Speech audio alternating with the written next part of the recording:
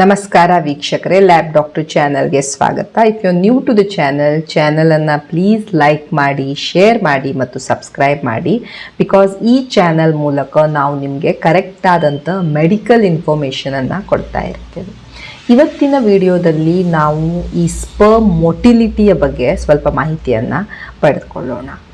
So ಬಹಳಷ್ಟು ಸಲ ನನಗೆ ಪೇಷಂಟ್ಸ್ ಈ ತಮ್ಮ ಸೆಮೆನ್ ಅನಾಲಿಸಿಸ್ ವೀರ್ಯ ವಿಶ್ಲೇಷಣೆಯ ರಿಪೋರ್ಟನ್ನು ಕಳಿಸ್ತಾರೆ. ಆ್ಯಂಡ್ ಅದರಲ್ಲಿ ಬರೆದಿರುತ್ತೆ ಅವರ motility, active motility, progressive motility ಇಷ್ಟಿದೆ, ಸ್ಲೋಲಿ ಪ್ರೋಗ್ರೆಸಿವ್ ಮೊಟಿಲಿಟಿ ಇಷ್ಟಿದೆ, ಇಮ್ಮೊಟೈಲ್ ಸ್ಪರ್ಮ್ಸ್ ಇಷ್ಟಿದೆ ಅಂತ. ಮೊಟಿಲಿಟಿ ಅಂದರೆ ಹೇಗೆ ಈ ಶುಕ್ರಾಣು, ಈ ವೀರ್ಯದಲ್ಲಿ ಇರುವಂಥ ಶುಕ್ರಾಣು ಎಷ್ಟು ಬೇಗ ಅದು ಚಲಿಸ್ತಾ ಇದೆ ಅದನ್ನು ನೋಡುವಂಥ ಒಂದು ಫ್ಯಾಕ್ಟರ್. ಯಾಕೆ ಇಂಪಾರ್ಟೆಂಟ್ ಆಗತ್ತೆ ನಮಗೆ ಮೊಟಿಲಿಟಿ? ಯಾಕಂದರೆ ಈ ಶುಕ್ರಾಣುವಿನ ಮೇನ್ ಕೆಲಸ ಏನು? ಅದು ಮೂವ್ ಆಗಬೇಕು, ಅದು ಚಲನೆ ಮಾಡಿಕೊಂಡು ಎಗ್ಗನ್ನು ಹೋಗಿ ಮೀಟ್ ಹಾಕ್ಕೊಂಡು ಅದು ಫರ್ಟಿಲೈಸೇಷನ್ ಮಾಡ್ತಾ ಇರುತ್ತೆ. ಅದು ಮೂವೇ ಆಗಲಿಲ್ಲ ಅಂದಾಗ ಅದು ಅಲ್ಲಿ ಹೋಗ್ಕೊಂಡು ಎಗ್ಗನ್ನು ಮೀಟ್ ಆಗೋದು ದೂರದ ಮಾತು. ಸೊ ಆದ್ದರಿಂದ ಮೊಟಿಲಿಟಿ ಚೆನ್ನಾಗಿರದೆ ಇದ್ದಾಗ ಆ ಕಪಲ್ಲಿಗೆ ಈ ಪ್ರೆಗ್ನೆಂಟ್ ಆಗೋಕ್ಕೆ ಪ್ರಾಬ್ಲಮ್ ಆಗ್ತಾ ಇದೆ. ಸೊ ಈ ಮೊಟಿಲಿಟಿ ಒಂದು ಇಂಪಾರ್ಟೆಂಟ್ ಫ್ಯಾಕ್ಟರ್ ಇರುತ್ತೆ ನಾವು ವೀರ್ಯ ವಿಶ್ಲೇಷಣೆಯನ್ನು ಮಾಡಿದಾಗ. ಸೊ ನೀವು ಒಂದು ವೀರ್ಯ ವಿಶ್ಲೇಷಣೆ ರಿಪೋರ್ಟನ್ನು ನೋಡಿದರೆ ಅದರಲ್ಲಿ ಡಿಫ್ರೆಂಟ್ ಗ್ರೇಡ್ಸ್ ಆಫ್ ಮೊಟಿಲಿಟಿ ಅಂತ ಮಾಡಿರ್ತಾರೆ. ಕೆಲವೊಂದ್ಸಲ grade A, B, C, D ಅಂತ ಕೊಡ್ತಾರೆ. ಕೆಲವೊಬ್ಬರು ರ್ಯಾಪಿಡ್ಲಿ ಪ್ರೋಗ್ರೆಸಿವ್, ಸ್ಲೋಲಿ ಪ್ರೋಗ್ರೆಸಿವ್, ನಾನ್ ಪ್ರೋಗ್ರೆಸಿವ್, ಇಮ್ಮೊಟೈಲ್ ಅಂತ ಕೊಟ್ಟಿರ್ತಾರೆ. ಸೊ ಇವೆಲ್ಲ ಏನು ಹೇಳ್ತವೆ, ಎಷ್ಟು ಬೇಗ ನಿಮ್ಮ ಈ ಸ್ಪರ್ಮ್ಸ್ ಶುಕ್ರಾಣು ಎಷ್ಟು ಫಾಸ್ಟಾಗಿ ಮೂವ್ ಆಗ್ತಾ ಇದೆ ಅನ್ನೋದನ್ನು ಹೇಳ್ತಾರೆ. ಈಗ ನಾವು ನೆಕ್ಸ್ಟ್ ವಿಡಿಯೋದಲ್ಲಿ ನೋಡೋಣ ಹೇಗೆ ನಾವು ಸ್ಪರ್ಮ್ ಮೊಟಿಲಿಟಿಯನ್ನು ಅಸೆಸ್ ಮಾಡ್ತೇವೆ ಅಂತ. ಬಟ್ ನೆನ್ಪಿಟ್ಕೊಳ್ಳಿ, ಈ ವಿಶ್ವಸಂಸ್ಥೆಯ ಪ್ರಕಾರ ಸಪೋಸ್ ನಿಮ್ಮ ಈ ಶುಕ್ರಾಣುಗಳ ಈ ಚಲನೆ ಏನಿದೆ ಈ 40%ಗಿಂತ ಕಡಿಮೆ ಬಂತು ಅಂದರೆ 100 ಸ್ಪರ್ಮ್ಸನ್ನು ನಾವು ಕೌಂಟ್ ಮಾಡಿದರೆ ಅದರಲ್ಲಿ ಬರೀ ಒಂದು 40ಕ್ಕಿಂತ ಕಡಿಮೆ ಸ್ಪರ್ಮ್ಸ್ ಮೂವ್ ಆಗ್ತಾ ಇದೆ ಅಂದಾಗ ಅದರ ಮೊಟಿಲಿಟಿ ಅಷ್ಟು ಚೆನ್ನಾಗಿಲ್ಲ ಅಂತ. ಸೊ ಈಗ ಮೂವ್ ಮಾಡೋದ್ರಲ್ಲಿನೂ ಅವು ಡಿಫ್ರೆಂಟ್ ಟೈಪ್ಸಲ್ಲಿ ಮೂವ್ ಆಗ್ತಿರ್ತವೆ. ಕೆಲವೊಂದು ಸ್ಪರ್ಮ್ಸ್ ಏನಿರ್ತವೆ ರ್ಯಾಪಿಡ್ಲಿ ಬಹಳ ಫಾಸ್ಟಾಗಿ ಮೂವ್ ಆಗ್ತಿರ್ತವೆ. ಇವು ಬಹಳ ಇಂಪಾರ್ಟೆಂಟ್.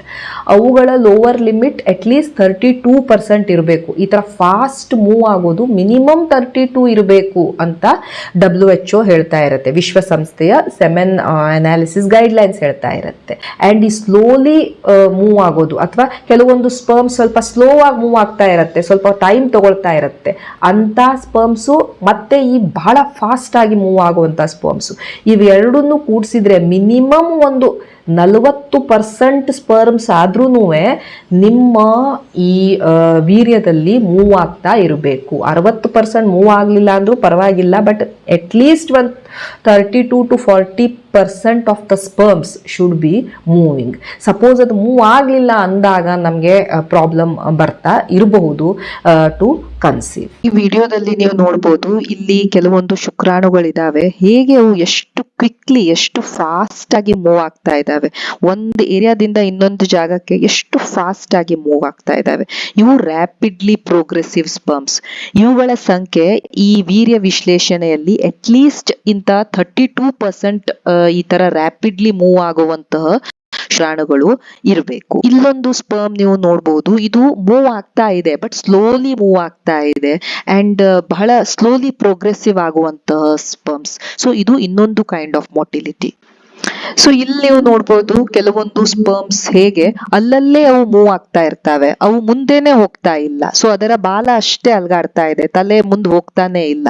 ಸೊ ಇವು ನಾನ್ ಪ್ರೋಗ್ರೆಸಿವ್, ಪ್ರೋಗ್ರೆಷನ್ ಮಾಡ್ತಾನೆ ಇಲ್ಲ, ಇವು ನಾನ್ ಪ್ರೋಗ್ರೆಸಿವ್ ಸ್ಪರ್ಮ್ಸ್. ಅಂಡ್ ಇಲ್ಲಿ ನೋಡಿ ಕೆಲವೊಂದು ಶುಕ್ರಾಣುಗಳು ಮೂವೇ ಆಗ್ತಾ ಇಲ್ಲ, ಅವು ಯಾವ ಜಾಗದಲ್ಲಿ ಇದಾವೆ ಹಾಗೆ ಇದಾವೆ, ಏನು ಮೂವ್ಮೆಂಟ್ ಇಲ್ಲ. ಇವು ಇಮ್ಮೊಟೈಲ್ ಸ್ಪರ್ಮ್ಸ್. ಸೊ ಈ ತರದ ಸ್ಪರ್ಮ್ಸೇ ಜಾಸ್ತಿ ಇತ್ತು ಅಂದಾಗ ಈ ಪ್ರೆಗ್ನೆನ್ಸಿ ಆಗುವಂತ ಚಾನ್ಸಸ್ ಕಡಿಮೆ ಇರುತ್ತೆ. ಇಮ್ಮೊಟೈಲ್ ಸ್ಪರ್ಮ್ಸ್ ಕಡಿಮೆ ಇರಬೇಕು ವೀರ್ಯ ವಿಶ್ಲೇಷಣೆಯಲ್ಲಿ. ಇದೊಂದು ಸ್ಪರ್ಮ್ ಮೊಟಿಲಿಟಿ ರಿಪೋರ್ಟ್ ನಿಮ್ಮ ವೀರ್ಯ ವಿಶ್ಲೇಷಣೆಯಲ್ಲಿ ಕೊಟ್ಟಿರ್ತಾರೆ. ಯಾವುದು ರ್ಯಾಪಿಡ್ ಆಗಿ ಮೂವ್ ಆಗ್ತಾ ಇದೆ, ರ್ಯಾಪಿಡ್ಲಿ ಪ್ರೋಗ್ರೆಸ್ ಆಗ್ತಾ ಇದೆ, ಎಷ್ಟು ಸ್ಲೋ ಆಗಿ ಮೂವ್ ಆಗ್ತಾ ಇದೆ, ಯಾವುದು ನಾನ್ ಪ್ರೋಗ್ರೆಸಿವ್, ಅದು ಮೂವೇ ಆಗ್ತಾ ಇಲ್ಲ, ಜಸ್ಟ್ ಅದರ ಬಾಲ ಅಷ್ಟೇ ಅಲ್ಲಾಡ್ತಾ ಇದೆ. ಸೊ ನಾನ್ ಪ್ರೋಗ್ರೆಸಿವ್ ಎಷ್ಟಿದೆ, ಟೋಟಲ್ ಮೊಟಿಲಿಟಿ ಎಷ್ಟಿದೆ, ಈ ಇಡೀ ಸೆಮೆನ್ ಸ್ಯಾಂಪಲ್ ಅಲ್ಲಿ ಎಷ್ಟು ಸ್ಪರ್ಮ್ಸ್ ಮೂವ್ ಆಗ್ತಾ ಇದ್ದಾವೆ. ಸೊ ಮಿನಿಮಮ್ ಸ್ಪರ್ಮ್ಸ್ ಎಷ್ಟು ಮೂವ್ ಆಗ್ತಾ ಇರಬಹುದು, ಅಟ್ಲೀಸ್ಟ್ 40% ಆದ್ರೂ ಮೂವ್ ಆಗ್ಬೇಕು. 100 ಶುಕ್ರಾಣು ಕೌಂಟ್ ಮಾಡಿದ್ರೆ ಅದರಲ್ಲಿ ಮಿನಿಮಮ್ ಒಂದು 40% ಆದ್ರೂ ಮೂವ್ ಆಗ್ತಾ ಇರಬೇಕು.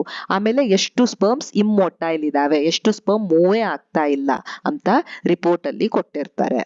ಈ ರ್ಯಾಪಿಡ್ಲಿ ಮೂವ್ ಆಗುವಂತ ಸ್ಪರ್ಮ್ಸ್ ಏನಿದೆ ಅದು ಮಿನಿಮಮ್ ಒಂದು 32% ಆದ್ರೂ ಇರಬೇಕು, ಫಾಸ್ಟ್ ಆಗಿ ಮೂವ್ ಆಗುವಂತ ಸ್ಪರ್ಮ್.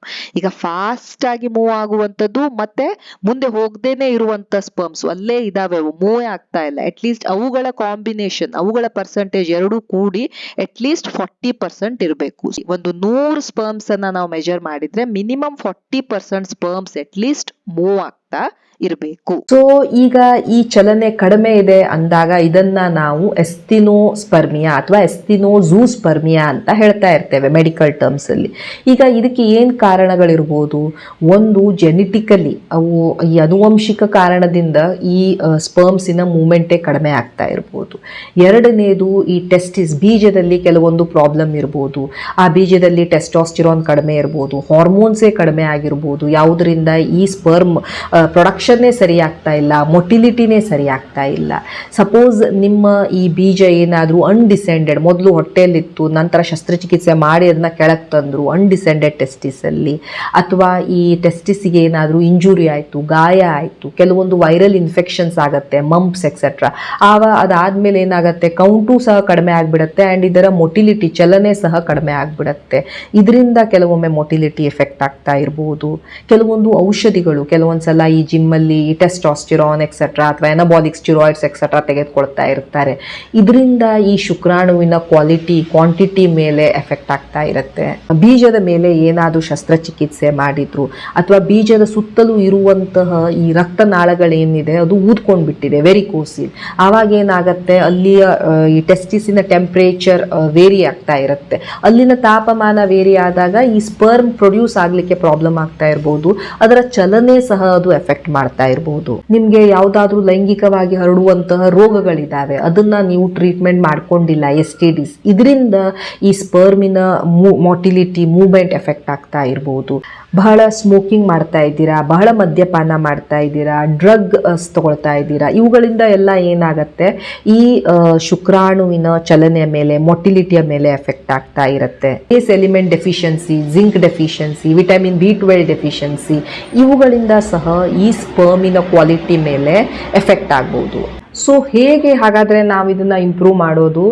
ಯಾವುದರಿಂದ ನಿಮಗೆ ಈ ಥರದ ಮೊಟಿಲಿಟಿ ಕಡಿಮೆ ಆಗಿದೆ ಅದು ಪತ್ತೆ ಹಚ್ಚಲಿಕ್ಕೆ ಆದರೆ ಫಸ್ಟ್ ನಾವು ಅದನ್ನು ಟ್ರೀಟ್ ಮಾಡಬೇಕು. ಸಪೋಸ್ ಅಲ್ಲಿ ವೆರಿಕೋಸೀಲ್ ಇದೆ, ವೆರಿಕೋಸೀಲಿಂದ ಈ ಥರ ಮೊಟಿಲಿಟಿ ಕಡಿಮೆ ಆಗ್ತಾ ಇತ್ತಂದರೆ ವೆರಿಕೋಸೀಲನ್ನು ಟ್ರೀಟ್ ಮಾಡಬೇಕು. ಇನ್ಫೆಕ್ಷನ್ ಇದೆ, ಇನ್ಫೆಕ್ಷನಿಂದ ಈ ಥರ ಪ್ರಾಬ್ಲಮ್ ಬಂತು, ಇನ್ಫೆಕ್ಷನನ್ನು ಟ್ರೀಟ್ ಮಾಡಿ. ಯಾವುದಾದ್ರೂ ಔಷಧಿ ಗುಳಿಗೆಗಳಿಂದ ಈ ಥರ ಆಗ್ತಾ ಇದೆ, ಆ ಔಷಧಿ ಗುಳಿಗೆಗಳನ್ನು ನಿಲ್ಲಿಸಬೇಕಾಗತ್ತೆ. ಆ್ಯಂಡ್ ಆಲ್ಸೋ ಕೆಲವೊಂದು ಜೀವನ ಶೈಲಿಯ ಚೇಂಜಸ್ ಮಾಡಬೇಕಾಗತ್ತೆ. ಡೆಫಿನೆಟ್ಲಿ ನೀವು ಒಂದು ಒಳ್ಳೆಯ ಸಮತೋಲಿತ ಆಹಾರ ತೆಗೆದುಕೊಳ್ಬೇಕಾಗತ್ತೆ. ಯಾವುದೇ ಒಂದು ಆಹಾರವಿಲ್ಲ, ಯಾವುದನ್ನು ತೆಗೆದುಕೊಂಡಾಗ ನಿಮ್ಮ ಸ್ಪರ್ಮ್ಸಿನ ಮೊಟಿಲಿಟಿ 100% ಆಗಿಬಿಡುತ್ತೆ, ಆ ಥರದ ಯಾವುದೇ ಒಂದು ಆಹಾರ ಇರೋದಿಲ್ಲ. ಬಟ್ ಎಸ್, ನೀವು ಸಮತೋಲಿತ ಆಹಾರ ತಗೊಂಡಾಗ, ಅಲ್ಲಿ ಆ್ಯಂಟಿ ಆಕ್ಸಿಡೆಂಟ್ಸ್ ಇರುವಂಥ ಆಹಾರವನ್ನು ತೆಗೆದುಕೊಂಡಾಗ ಇವು ಏನು ಮಾಡ್ತವೆ, ಅಲ್ಲಿರುವಂಥ ಉರಿಯೂತವನ್ನು ಕಡಿಮೆ ಮಾಡೋದಾಗಲಿ, ಅವುಗಳ ಕ್ವಾಲಿಟಿಯನ್ನು ಇಂಪ್ರೂವ್ ಮಾಡೋದಕ್ಕಾಗಲಿ ಹೆಲ್ಪ್ ಮಾಡ್ತಾ ಇರ್ತಾರೆ. ಅದೇ ರೀತಿ ರೆಗ್ಯುಲರ್ ಎಕ್ಸಸೈಸ್, ಅದು ಈ ಎಕ್ಸಸೈಸ್ ಏನಿರುತ್ತೆ ಬರೀ ಸ್ಪರ್ಮ್ಸಿನ ಹೆಲ್ತ್ ಅಷ್ಟೇ ಅಲ್ಲ, ನಿಮ್ಮ over all body health improve ಆದಾಗ, ನಿಮ್ಮ ಹಾರ್ಮೋನಲ್ ಸ್ಟೇಟಸ್ ಇಂಪ್ರೂವ್ ಆದಾಗ ಅದು ಸ್ಪರ್ಮ್ಸಿನ ಕ್ವಾಲಿಟಿಯ ಮೇಲೂ ಸಹ ಎಫೆಕ್ಟ್ ಮಾಡ್ತವೆ ಆ್ಯಂಡ್ ಆ ಮೊಟಿಲಿಟಿಗೆ ಅದು ಹೆಲ್ಪ್ ಮಾಡ್ತಾ ಇರುತ್ತೆ. ಈ ಸ್ಮೋಕಿಂಗ್ ಇರ್ಬೋದು, ಅದನ್ನು ನೀವು ಕಡಿಮೆ ಮಾಡಬೇಕು. ಆಲ್ಕೋಹಾಲ್ ಇರ್ಬೋದು, ಡ್ರಗ್ ಅಬ್ಯೂಸ್ ಇರ್ಬೋದು, ಇವುಗಳನ್ನು ಕಡಿಮೆ ಮಾಡಬೇಕು. ಯಾಕಂದರೆ ಇವುಗಳು ಡೈರೆಕ್ಟ್ಲಿ ಸಹ ಈ ಶುಕ್ರಾಣುವನ್ನು ಹಾರ್ಮ್ ಮಾಡುವಷ್ಟು ಹಾನಿಕಾರಕವಾಗಿರ್ತವೆ. ಸೊ ಇವುಗಳ ಯೂಸನ್ನು, ಅಬ್ಯೂಸನ್ನು ನೀವು ಕಡಿಮೆ ಮಾಡಬೇಕು. ಒಂದು ಹೆಲ್ದಿ ವೇಟನ್ನು ಮೇಂಟೈನ್ ಮಾಡಲಿಕ್ಕೆ ಟ್ರೈ ಮಾಡಬೇಕು. ಸಪೋಸ್ ಇವೆಲ್ಲ ಮಾಡಿದ್ರಿ ಆ್ಯಂಡ್ ಸ್ಟಿಲ್ ನಿಮ್ಮ ಈ ಸ್ಪರ್ಮಿನ ಮೊಟಿಲಿಟಿ ಇಂಪ್ರೂವ್ ಆಗ್ತಾ ಇಲ್ಲ ಅಂದಾಗ ಈಗ ನಮ್ಮ ಹತ್ರ ಬಹಳಷ್ಟು ಟ್ರೀಟ್ಮೆಂಟ್ ಆಪ್ಷನ್ಸ್ ಇದ್ದಾವೆ. ಅದು IUI ಇರ್ಬೋದು, IVF ಇರ್ಬೋದು, ICSI, ICSI ಇರ್ಬೋದು, ಕೆಲವೊಂದು ಸಪ್ಲಿಮೆಂಟ್ಸ್ ಇರ್ಬೋದು, ಇವುಗಳನ್ನೆಲ್ಲ ನಿಮ್ಮ ಡಾಕ್ಟರ್ ಕೊಡ್ತಾ ಇರ್ತಾರೆ. ಬಹಳ ಬಹಳಷ್ಟು ಸಪ್ಲಿಮೆಂಟ್ಸ್ ಇದ್ದಾವೆ, ಲೈಕ್ ಟ್ರೇಸ್ ಎಲಿಮೆಂಟ್ ಸಪ್ಲಿಮೆಂಟ್ಸ್ ಇರ್ಬೋದು, ಯಾವುದರಿಂದ ನಾವು ಈ ಸ್ಪರ್ಮ್ಸಿನ ಮೊಟಿಲಿಟಿಯನ್ನು ಇಂಪ್ರೂವ್ ಮಾಡಲಿಕ್ಕೆ ಅದು ಹೆಲ್ಪ್ ಮಾಡ್ತಾ ಇರ್ಬೋದು. ಬಟ್ ನೆನ್ಪಿಟ್ಕೊಳ್ಳಿ, ಇವನ್ನೆಲ್ಲ ತೆಗೆದುಕೊಂಡ್ರೂ ನಿಮಗೆ ಕಡಿಮೆ ಆಗಲಿಲ್ಲ ಅಂದಾಗ ನೀವು ಈ ಆರ್ಟಿಫಿಷಿಯಲ್ ಮೆಥಡ್ಸ್ ಆಫ್ ರಿಪ್ರೊಡಕ್ಷನ್ಗೆ ಹೋಗಬೇಕಾಗ್ಬೋದು. ಬಹಳಷ್ಟು ಸಲ ನಾವು ನೋಡ್ತಾ ಇರ್ತೇವೆ, ಈ ಪೇಷಂಟಿನ ಸ್ಪರ್ಮ್ ಮೊಟಿಲಿಟಿ ಏನಿರುತ್ತೆ ಅದು ಒಂದು 10% ಅಷ್ಟಿರುತ್ತೆ. ಅಂದರೆ 100ರಲ್ಲಿ ಬರೀ 10 ಸ್ಪರ್ಮ್ಸ್ ಮೂವ್ ಆಗ್ತಾ ಇರ್ತವೆ ಅಥವಾ ಅದಕ್ಕಿಂತ ಕಡಿಮೆ ಇರುತ್ತೆ. ಬಟ್ ಸ್ಟಿಲ್ ಪೇಷಂಟ್ಸ್ ಏನು ಹೇಳ್ತಾರೆ, ನಮಗೆ IUI ಮಾಡಿ ಅಂತ ಹೇಳ್ತಾ ಇರ್ತಾರೆ. IUIಯಲ್ಲಿ ಏನಾಗುತ್ತೆ, ಜಸ್ಟ್ ಸ್ಪರ್ಮ್ಸನ್ನು ವಾಶ್ ಮಾಡಿ ಆ ಸ್ಪರ್ಮ್ಸನ್ನು ಒಳಗಡೆ ಹಾಕ್ತಾ ಇರ್ತಾರೆ. ಆ ಸ್ಪರ್ಮ್ಸ್ ತಾವೇ ಮೂವ್ ಆಗಬೇಕು. ಈಗ 100ರಲ್ಲಿ ಬರೀ 10 ಸ್ಪರ್ಮ್ಸ್ ಮೂವ್ ಆಗ್ತಾ ಇದ್ದಾವೆ ಅಂದಾಗ ಆ IUI ಸಕ್ಸಸ್ಫುಲ್ ಆಗುವಂಥ ಚಾನ್ಸಸ್ ಬಹಳ ಕಡಿಮೆ. ಸೊ ಇಂಥ ಕಂಡೀಷನ್ಸಲ್ಲಿ ನಾವು ಇಕ್ಸಿ ಎಕ್ಸೆಟ್ರಾ ಮಾಡಬೇಕಾಗಿ ಬರ್ಬೋದು. ಇಕ್ಸಿಯಲ್ಲಿ ಏನು ಮಾಡ್ತಾರೆ, ಈ ಸ್ಪರ್ಮ್, ಈ ಶುಕ್ರಾಣುವನ್ನು ತೆಗೆದುಕೊಂಡು ಡೈರೆಕ್ಟ್ಲಿ ಆ ಎಗ್ಗಿನ ಒಳಗಡೆನೆ ಅವರೇ ಇಂಜೆಕ್ಟ್ ಮಾಡಿಬಿಡ್ತಾರೆ. ಸೊ ದ್ಯಾಟ್ ಅದು ಆ ರೋಡನ್ನು ಟ್ರಾವೆಲ್ ಮಾಡಿಕೊಂಡು ಹೋಗಿ ಎಗ್ಗನ್ನು ಮೀಟ್ ಆಗುವಂತಹ ಸಿಚುವೇಶನ್ ಇರೋದಿಲ್ಲ. ಸೊ ಈ ಥರದ ಅಡ್ವಾನ್ಸ್ಡ್ ಟೆಕ್ನಿಕ್ಸ್ ಎಲ್ಲ ಇರೋದ್ರಿಂದ ಮಕ್ಕಳನ್ನು ನೀವು ಪಡೆಯಬಹುದು. ನೀವು ಒಂದು ಒಳ್ಳೆಯ ಡಾಕ್ಟರನ್ನು ಭೇಟಿ ಆಗಬೇಕು, ಫಾಲೋ ಅಪ್ ಮಾಡಬೇಕು, ಆ್ಯಂಡ್ ನಿಮಗೆ ತಕ್ಕ ಹಾಗೆ ನಿಮಗೆ ಸೂಟೇಬಲ್ ಆದಂತಹ ಟ್ರೀಟ್ಮೆಂಟನ್ನು ಅವರು ಸಜೆಸ್ಟ್ ಮಾಡ್ತಾ ಇರ್ತಾರೆ. So this is all about sperm motility. ನೆನ್ಪಿಟ್ಕೊಳ್ಳಿ, ದೆರ್ ಈಸ್ ನಥಿಂಗ್, ಒಂದು ಸ್ಪೆಷಲ್ ಫುಡ್ಡು, ಒಂದು ಸ್ಪೆಷಲ್ ಔಷಧಿ ಯಾವುದು ನಿಮ್ಮ ಸ್ಪರ್ಮ್ ಕ್ವಾಲಿಟಿ ಆಗಲಿ ಕ್ವಾಂಟಿಟಿ ಆಗಲಿ ಚೆನ್ನಾಗಿ ಮಾಡಿಬಿಡತ್ತೆ ಆ್ಯಂಡ್ ಎಲ್ಲ ಪ್ಯಾರಾಮೀಟರ್ಸ್ ಇಂಪ್ರೂವ್ ಆಗಿಬಿಡತ್ತೆ. ಎವ್ರಿಥಿಂಗ್ ಟುಗೆದರ್, ಒಂದು ಒಳ್ಳೆಯ ಲ್ಯಾಬೊರೇಟರಿಯಿಂದ ಒಂದು ಕರೆಕ್ಟ್ ಆದಂಥ ರಿಪೋರ್ಟ್, ನಿಮ್ಮ ಜೀವನ ಶೈಲಿಯ ಚೇಂಜಸ್, ನಿಮ್ಮ overall health improvement along with the medicines will make the difference. Thank you so much for watching the video. Please like, share and subscribe the channel. Thank you.